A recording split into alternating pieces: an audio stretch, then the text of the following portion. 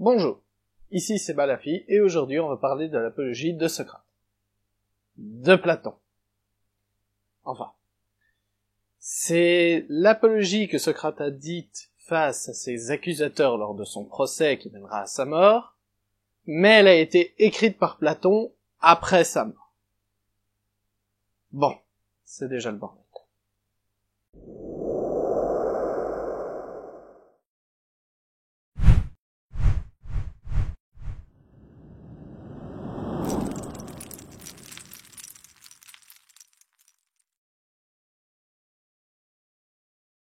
Bon, ok, mais Socrate c'est qui?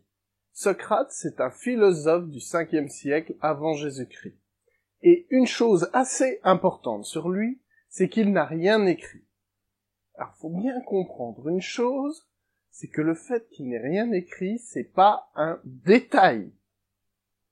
Faut bien comprendre que quand vous voyez à la télé ou sur internet qu'on vous fait des citations de Socrate, le mec n'a rien écrit. On ne peut donc pas faire de citation de Socrate, genre celle-ci. Notre jeunesse est mal élevée. Elle se moque de l'autorité et n'a aucune espèce de respect pour les anciens. Nos enfants d'aujourd'hui ne se lèvent pas quand un vieillard rentre dans une pièce. Ils répondent à leurs parents et bavardent au lieu de travailler. Ils sont tout simplement mauvais. Cette citation, en fait, on ne sait pas si elle est réelle. Parce qu'en fait, ce qui se passe, c'est que comme il a rien écrit, qu'il n'y avait rien pour enregistrer ce qu'il disait, on est au 5e siècle avant Jésus-Christ, je vous rappelle, en fait, on sait pas. Du coup, il y a deux types de citations qu'on trouve. Il y a d'abord un premier type de citation qui viennent de gens qui ont dit des choses qu'a dit Socrate. Soit à l'époque, soit plus tard. Et puis, il y a d'autres citations qui, elles, pullulent sur Internet, que tout le monde se repasse, et qui ne sont basées sur absolument rien. Donc, les auteurs qui parlent de Socrate, nous, on va en voir trois. C'est ceux que je considère comme les principaux. Premièrement, Platon. Alors, Platon, c'est un élève de Socrate, c'est certainement l'un des philosophes les plus importants de l'histoire de la philosophie occidentale, mais il a un gros défaut, c'est que dans ses textes, en fait, il utilise Socrate comme interlocuteur contre ses ennemis, pour prouver que ses ennemis ont tort. Du coup, on sait pas trop aussi. Ce qu'il met dans la bouche de Socrate, c'est ce que Socrate pense, ou ce que Platon pense. Du coup, ça nous aide pas beaucoup, il faut le prendre avec des pincettes. Deuxièmement, il y a Xénophon. Alors, Xénophon, c'est un élève de Socrate aussi, mais qui est pas un philosophe, plutôt considéré comme historien. Mais il s'avère qu'il a écrit quelques textes à nature philosophique qui concernent Socrate. Et donc on verra que entre ces textes à lui et ceux de Platon, il y a une différence. Du coup, on ne sait pas réellement lequel il faut suivre. Troisième auteur dont j'aimerais parler, c'est Diogène Laërce. Alors Diogène Laërce est un auteur du 3e siècle après Jésus-Christ. Donc déjà, premier problème, entre Socrate et lui, il y a 8 siècles qui se sont écoulés. Donc Diogène Laërce, il a écrit un livre sur la vie et les doctrines des philosophes antiques. Et dans ce livre, faut bien se rendre compte d'une chose, c'est que quand on le lit, on a plus l'impression de lire Closer que lire un livre d'histoire. Il va avoir tendance à vous raconter qu'un mec s'est masturbé sur la place publique et que c'était un philosophe, et pas trop vous parler de sa pensée. Du coup, c'est un autre problème, et il faut vraiment le prendre avec des pincettes. Alors oui, dans l'Antiquité, effectivement, il y a des philosophes qui, pour exprimer leurs pensées, se masturbent sur la grande place publique, ou pendant que d'autres philosophes font des discours. Ça arrive, c'est pour montrer à quel point ce que l'autre dit est bête. Mais il cite dans son livre des auteurs auxquels on n'a plus accès actuellement. Pour la petite histoire, par exemple, Épicure, on a accès à 3 lettres de lui par Diogène Laërce. C'est tout. Sans Diogène Laërce, on n'aurait pas accès à Épicure. Bon, ok, le mec écrit rien. Du coup, il fait quoi de sa vie? Parce que pour être philosophe, il faut écrire des trucs. En fait, le mec il se balade sur la place d'Athènes. Et sur la place d'Athènes, en fait, il va voir les gens qui sont considérés comme sages. Et il dit, je vais voir s'ils sont réellement sages au moyen d'une technique de discours qu'il a appelée la maïeutique, qui lui permet de mettre en avant les incohérences du discours des autres. Et en fait, ce qui se passe, c'est que Socrate, il gère juste sa race en argumentation.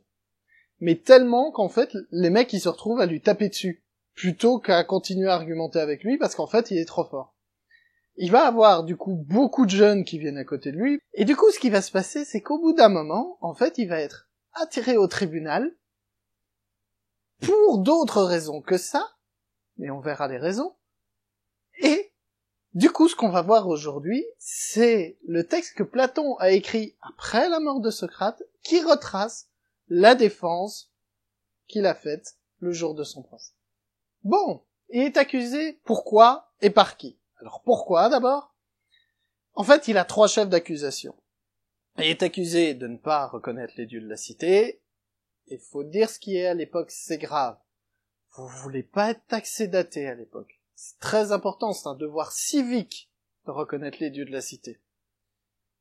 Deuxième chose, il est accusé d'introduire de nouvelles divinités. Il expliquera pourquoi. Et enfin, il est accusé de corrompre la jeunesse. Alors là, faut bien comprendre que si effectivement il ne reconnaît pas les dieux de la cité, qu'en plus de ça, il parle de nouvelles divinités, et que du coup les jeunes se mettent à le suivre, alors il corrompt la jeunesse aux yeux des athées. Qui l'accuse? 3 personnes. D'abord, Anytos. Anytos, c'est un politicien et un artisan. Deuxièmement, Lycon, qui lui est un orateur. Et enfin, Mélétos, dont on va parler dans la défense, qui lui est un poète.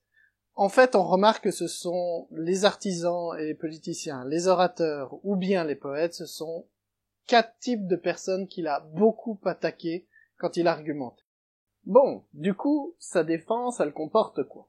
Alors, faut déjà savoir une chose, c'est que sa défense, il ne va pas l'écrire, il va donc l'improviser. On est à peu près sûr qu'il savait déjà ce qu'il allait dire, mais quoi qu'il en soit, il l'a pas écrite avant. Alors, il va commencer par une première chose, c'est qu'il va prévenir les juges que ses accusateurs leur ont menti. Donc en gros, il dit que les accusateurs leur ont dit de se méfier de lui parce qu'il avait une capacité pour pouvoir manipuler les gens. Et lui, il dit, moi, je ne peux que dire la vérité, donc ce sont eux qui vous ont menti. S'il y avait une occasion de montrer à quel point il était bon en argumentation, c'était pas à ce moment-là. Parce que là, je vous résume un peu son argument. Son argument, c'est celui qui dit qui est. Il faut dire ce qui est. Depuis une primaire, on a du mal avec cet argument. Mais, il va continuer, il va dire, en fait, je ne suis pas accusé pour les chefs d'accusation officiels. Ce qui se passe, c'est que ça fait bien longtemps qu'on m'accuse de choses dont je ne suis pas responsable, et vous avez en tête, vous les juges, toutes ces choses-là, ce qui fait que, forcément, vous n'allez pas me punir pour mes actes d'accusation, mais pour ça. Ces accusations anciennes, quelles sont-elles? Ces accusations anciennes, elles sont les suivantes. Qu'en gros, Socrate chercherait à savoir ce qu'il y a dans le ciel et sous la terre. Vous allez me dire, ouais, c'est pas très grave comme accusation. Oui, sauf que, pour les Grecs, la lune et le soleil, les étoiles, ce sont des dieux. Si ils cherchent à savoir c'est quoi la lune et le soleil, on en revient à l'accusation qui fait qu'il ne reconnaît pas les dieux de la cité. Donc, notamment, le soleil et la lune. Alors le gros problème, c'est que Socrate, on le sait, niveau philosophique, il faisait que de la philosophie morale. Bon, d'accord, il y a des anciennes accusations, mais du coup, et pourquoi est-ce qu'il a commencé à aller ennuyer les sages comme ça? Qu'est-ce qui l'a poussé? Il va nous expliquer. En fait, quand il était plus jeune, il a un ami à lui, Chaérophon, qui est allé voir la Pythie. Alors la Pythie, c'est un oracle qui se trouve à Delphes. Donc faut imaginer que c'est une femme qui prend des drogues, à partir du moment où elle prend des drogues, elle est considérée comme en lien avec Apollon. Elle rend après un oracle qui est traduit, lui, par un prêtre, parce que forcément, comme elle est droguée, elle dit un peu n'importe quoi, et donc c'est le prêtre qui traduit. Oui, non, on n'allait pas laisser une place plus importante aux femmes que d'être droguées, quoi. Et donc, qu'est-ce qui se passe? C'est que Chaérophon, il va voir la Pythie et il lui demande quel est l'homme le plus sage. Et donc la Pythie, elle fait son truc, hein, et puis le prêtre vient et lui dit, bah l'homme le plus sage, c'est Socrate. Et donc Chaérophon lui dit, et puis Socrate, il dit, bah non, moi je suis pas très sage, je sais pas grand chose, je suis un peu con par moment, c'est pas possible, quoi, mais bon, faut comprendre un truc, c'est que quand la Pythie vous dit quelque chose, c'est quelque chose qui vient d'un dieu, Apollon. Donc c'est quelque chose de très important, vous pouvez pas le balayer comme ça. Donc, Socrate, il se dit, bah, ce que je vais faire, c'est que je vais aller voir les gens sages, et je vais voir si je suis plus sage qu'eux, ou moins sage qu'eux.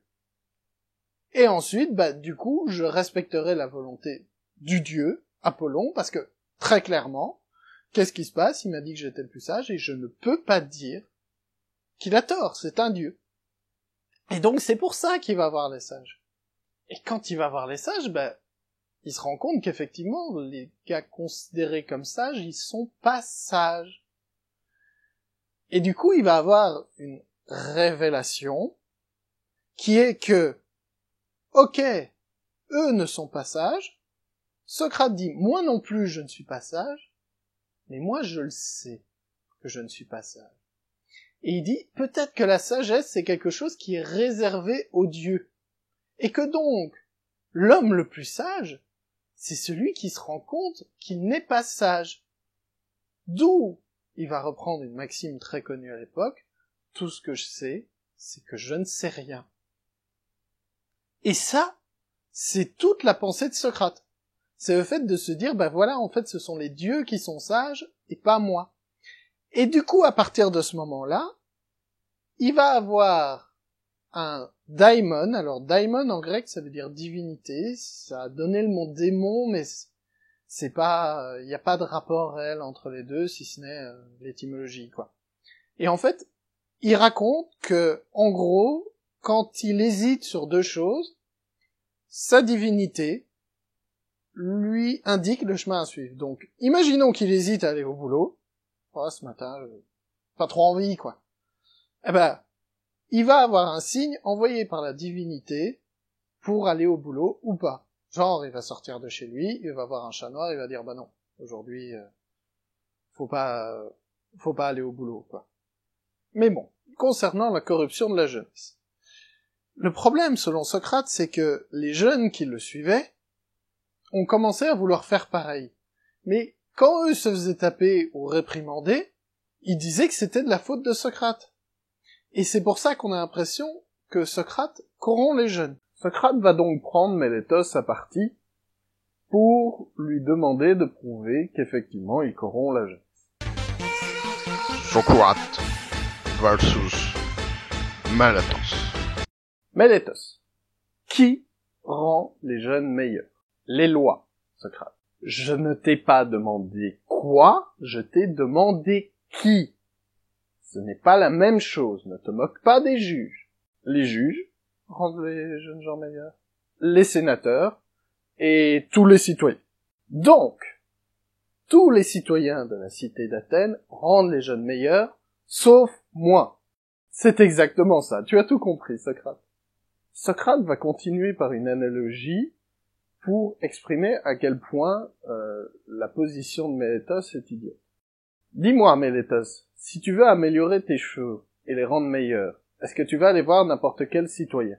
Non, je vais aller voir un spécialiste pour les chevaux.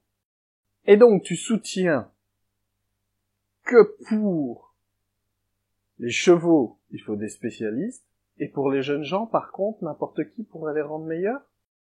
L'argument, en fait, ici, de Socrate, c'est de montrer que Mélétos, en fait, ne se préoccupe pas réellement de la corruption des jeunes, et qu'il l'attaque pour d'autres choses que les raisons annoncées officiellement. On en est toujours à cette idée que, selon Socrate, il est accusé d'autre chose que ce de quoi il est accusé. Et, pour le coup, il y arrive bien. Socrate wins. Socrate ensuite attaque sur le côté volontaire de son crime. Ça a l'air de rien, mais en fait, dans la loi grecque, c'est une énorme importance, parce que dans le cas où on a commis un crime de façon involontaire, on ne doit pas être traîné au tribunal devant les juges pour être condamné, mais on doit en fait être conseillé par les juges pour que on ne reproduise plus cet acte répréhensible involontairement. Mélétos, de manière générale, préfère-t-on être aidé ou bien lésé? Socrate, qu'est-ce que tu viens encore d'inventer? Aider, bien sûr, tu le sais bien. Ai-je corrompu les jeunes de façon volontaire ou involontaire? De manière volontaire, c'est bien ce que je te reproche. Ces deux choses ne vont pas ensemble. Car, étant donné que les jeunes gens me suivent tout le temps, si j'avais voulu les corrompre de façon volontaire, cela voudrait dire que je voudrais avoir auprès de moi des jeunes corrompus. Or, les jeunes corrompus ne pourraient pas m'aider, mais me léseraient. Donc, les deux choses ne vont pas ensemble. Soit je les ai corrompus de manière involontaire, soit je ne les ai tout simplement pas corrompus. Personnellement, je pense ne pas les avoir corrompus. Mais quoi qu'il en soit, ce n'est certainement pas de manière volontaire. Soyons clairs, cet argument-là est très fort, parce que clairement Mélétos ne peut pas après dire que il l'a fait de façon volontaire. Il vient de prouver que sinon il serait lésé par les gens qui restent avec lui. Socrate wins. Dernière chose, il reste cette accusation selon laquelle Socrate se préoccuperait de ce qui se passe dans le ciel. Mais Socrate, tu corromps les jeunes en leur expliquant que le soleil et la lune sont des boules de pierre qui tournent autour de la terre. Mélétos, crois-tu réellement que les juges sont bêtes? Penses-tu qu'ils ne savent pas que c'est Anaxagore qui dit ça?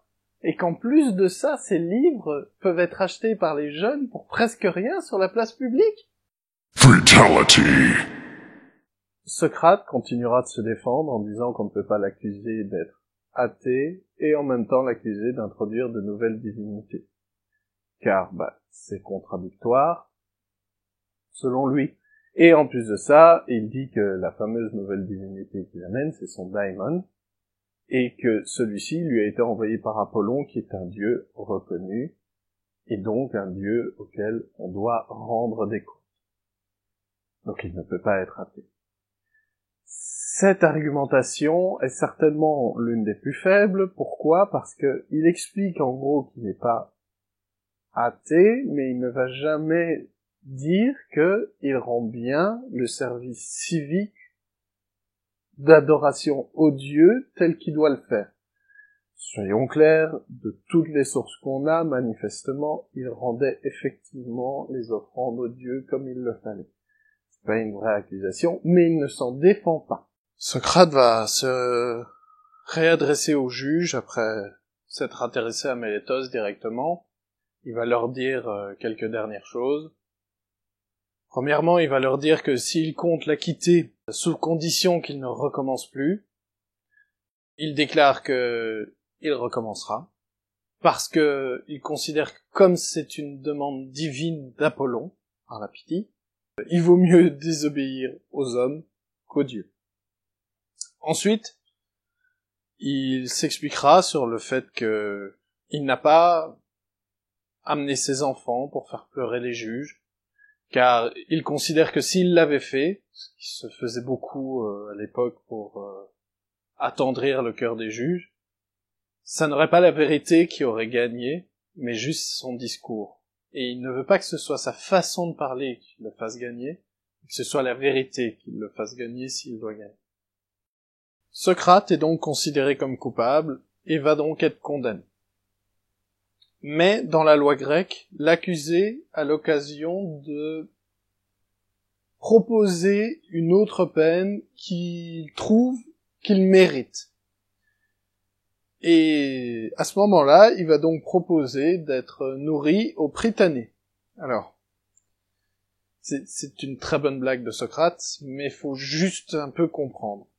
Ce qui se passe, c'est que le Prytanée, c'est là où sont nourris les hommes politiques et les gens qui ont emmené de la gloire à la cité. Par exemple, les gens qui ont gagné une bataille, les généraux qui ont gagné une bataille, ou les gens qui reviennent avec une récompense des Jeux Olympiques, ces gens-là vont être nourris au Prytanée.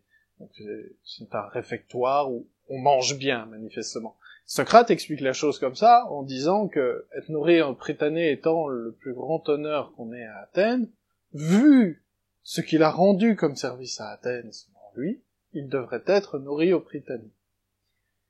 C'est une marque de sarcasme, mais Socrate chez Platon en fera beaucoup. Alors, en dehors de ça, il discute, parce que il sait très bien les punitions qu'il aurait pu accepter. L'une étant, par exemple, l'exil, mais il dit que s'il était exilé, encore une fois, il recommencerait, mais cette fois-ci dans une autre ville. Il dit, si les gens de mon pays ne m'ont pas accepté tel que j'étais, comment les étrangers pourraient? Alors moi, j'ai toujours un peu de mal avec cette phrase-là, parce que c'est quand même légèrement xénophobe, hein. C'est-à-dire que les gens comme moi m'acceptent mieux que les gens plus loin, voilà. Et en dehors de ça, il pouvait aussi proposer une amende. Et cette amende pose deux problèmes, le fait que s'il paye l'amende, il va recommencer, et donc il va encore se retrouver au tribunal, comme je viens de l'expliquer. Et de deux, ce qui se passe, c'est que Socrate dit qu'il n'a pas d'argent. Alors, selon Xénophon, il ne fait pas de sarcasme avec le Prytanée, il ne propose aucune peine, parce qu'il considère que proposer une autre peine serait admettre qu'il est coupable. Suite à sa blague sur le Prytanée, il y a un certain nombre de juges qui vont passer du clan des acquittés au clan des condamnés. Du coup, ce qui va se passer, c'est que Socrate sera effectivement condamné. Comme Socrate est là, il prend le temps de discuter encore avec les gens qui sont présents. Aux juges qui l'ont condamné, il dit qu'il n'aimerait pas être à leur place et qu'il préfère sa place. Lui a accepté de mourir en ayant dit la vérité. Eux ont menti et ils seront jugés par les dieux. À ceux qui ne l'ont pas condamné, il va en profiter pour philosopher sur la mort et sur la vie. Et il va dire que de deux choses l'une, quand on meurt, soit il ne se passe rien et du coup il ne va pas souffrir, soit l'âme est envoyée aux enfers et il sera alors jugé par des bons juges, les juges des enfers.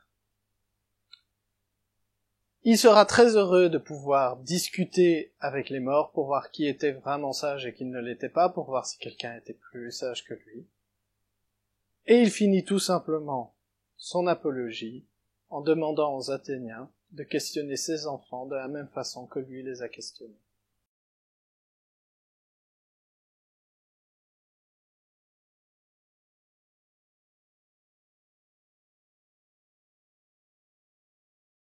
Voilà, le premier épisode est maintenant fini. Je vous encourage à le partager s'il vous a plu. Je vous remercie de l'avoir regardé jusqu'au bout et je